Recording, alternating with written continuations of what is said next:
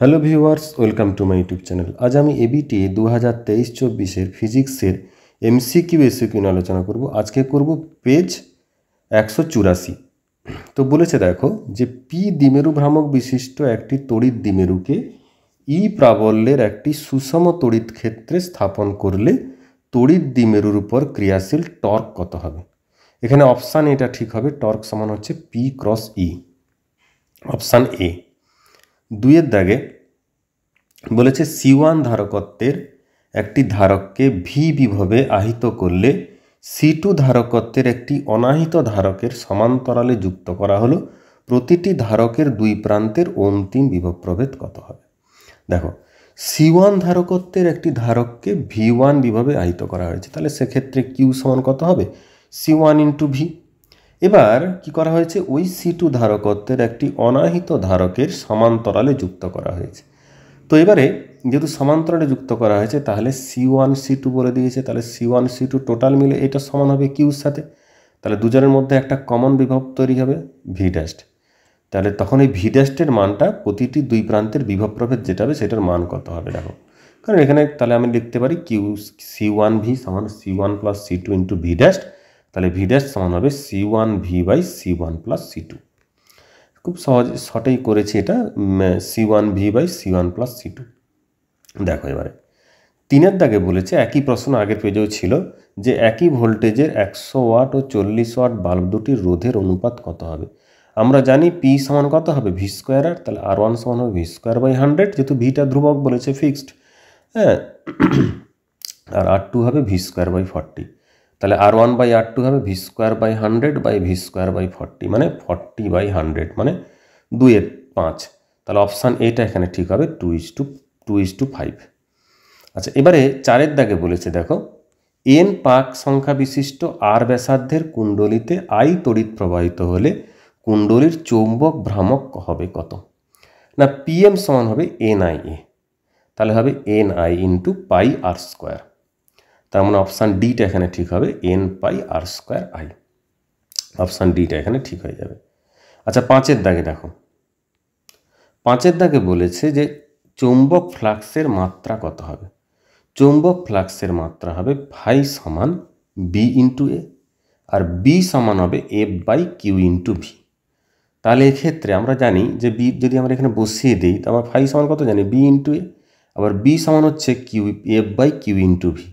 তাহলে বির জায়গায় এটা বসিয়ে দিলাম f into a by q v. এফের কত M L square T to the power -2, আর এ হচ্ছে এল স্কোয়ার, কিউ কত হচ্ছে আইটি, আর ভি হচ্ছে এল টি টু দি পাওয়ার -1। তাহলে এখানে কি হচ্ছে টি টি কাটছে, এখানে এল এল কাটছে, আর এখানে তাহলে কত থাকবে M L square T to the power -2, আর আইটা উপরে উঠে গেলে আই টু দি পাওয়ার -1। তার মানে এখানে অপশান এটা আমি দেখতে পাচ্ছি M L square T to the power -2 I to the power -1। আচ্ছা ছয়ের দাগে দেখো কি বলেছে যে তিরস্চৌম্বক পদার্থের আপেক্ষিক চৌম্বক ভেদ্যতা কত হবে। এটা আমরা জানি 1-এর সামান্য কম হবে। সাতের দাগে বলেছে খুবই সোজা প্রশ্ন, শূন্য স্থানে তড়িৎচুম্বকীয় তরঙ্গের বেগ কত হবে। না 1/√μ0ε0। অপশান বিটা এখানে ঠিক হবে। আচ্ছা সাতের দাগে বলেছে নববীক্ষণের অভিলক্ষের ফোকাস দৈর্ঘ্য কিভাবে করা হয়। না অভিনেত্রের চেয়ে বেশি করা হয়। আচ্ছা এবারে বলেছে কোনো ধাতুপৃষ্ঠে একবর্ণী আলো আপতিত হওয়ায় নির্গত ইলেকট্রনের সর্বোচ্চ গতিবেগ যদি ভি হয় নিবৃত্তি বিভব কত হয়। আমরা জানি সর্বোচ্চ গতিবেগের সঙ্গে নিবৃত্তিবেগ সম্পর্ক হচ্ছে ভি ম্যাক্স মানে ভি সমান √2e v0/m।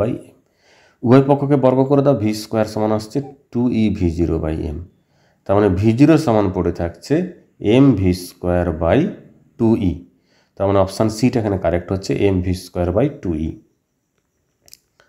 আচ্ছা দশের দাগে কি বলেছে যে হাইড্রোজেন বর্ণালীতে লেমান ও বামার শ্রেণীতে ন্যূনতম তরঙ্গ দৈর্ঘ্যের অনুপাত কত হবে।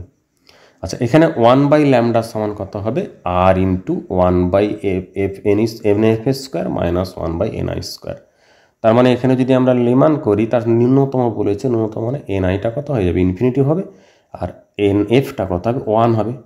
তাহলে 1/λ স্কোয়ার হবে আর, মানে λ1 সমান হবে 1/r।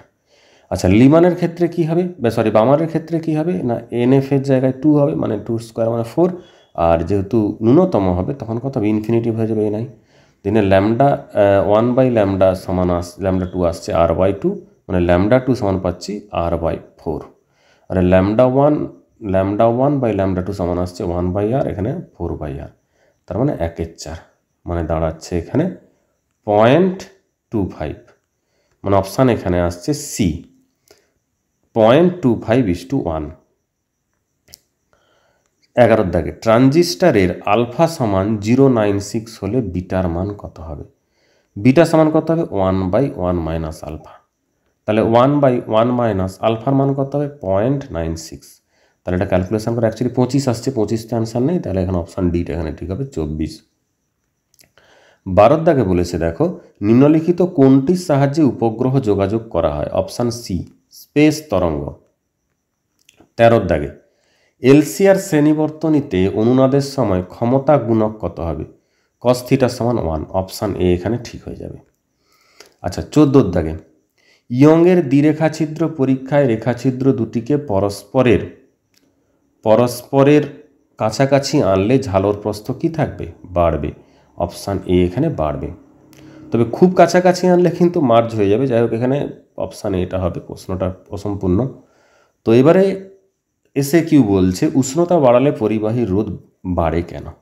এটা তো এক কথায় বলাটা একটু সমস্যার, ভালো করে একটু বড়ভাবে বলা যায়। তো যাই হোক এখানে এক কথায় বললে এটাই হবে যে উষ্ণতা বৃদ্ধিতে পরিবাহীর মুক্ত ইলেকট্রন সমূহের তাপীয় শক্তি বৃদ্ধি পাওয়ায় সংঘর্ষের হার বৃদ্ধি পায় ও তড়িৎ পরিবাহিতা হ্রাস পায়, তাই রোধ বাড়ে। এইটুকুই লিখতে হবে 1 নম্বরের জন্য।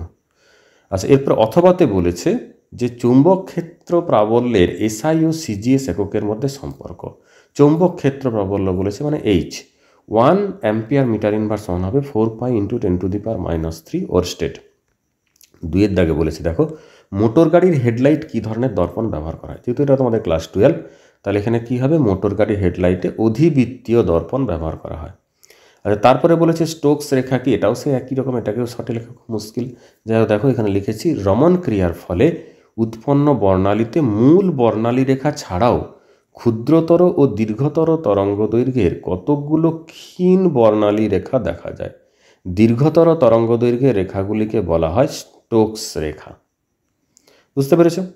আচ্ছা, 3 দাগে বলেছে চলকুণ্ডলী তারের বৈশিষ্ট্য কি?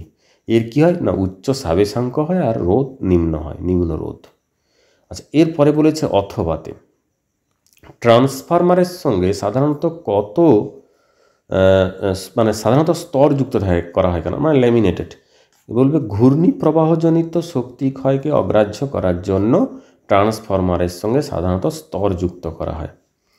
4 দাগে বলেছে দেখো এলইডি থেকে নির্গত আলোর বর্ণ কি কি বিষয়ের উপর নির্ভর করে? এখানে মেনলি নির্ভর করে, যেটা লিখেছি যে এলইডি থেকে নির্গত বর্ণ, কিন্তু তীব্রতা হলে আলাদা বিষয়, বর্ণ বলেছে, তাহলে এলইডি থেকে তার পটি ব্যবধানের উপর নির্ভর করে। আর এখানে বলেছিল বাইনারি থেকে ডেসিমেল, এটাকে আমরা 2 দিয়ে করেছি, তার ফলে এদিকের পার্টটা পেয়েছি। আর 0.25কে প্রথমে 2 দিয়ে গুণ করেছি, তারপরে দেখো 2 দিয়ে গুণ করেছি, তারপরে এটাকে এসছে 0.5, মানে 0টা আসবে, আর এদিকে 0.5কে আবার 2 দিয়ে গুণ করতে 1 এসছে, তাই 0.01। তাহলে আলটিমেট এখানে অ্যান্সার হচ্ছে এটা। যাই এখানে আমি সমস্ত প্রশ্নগুলো আলোচনা করে দিলাম, MCQ SAQ। যদি কারো কোনো সমস্যা থাকে কমেন্ট বক্সে জানাও, আর চ্যানেলটাকে অবশ্যই সাবস্ক্রাইব করে রাখো। Best of luck, thank you.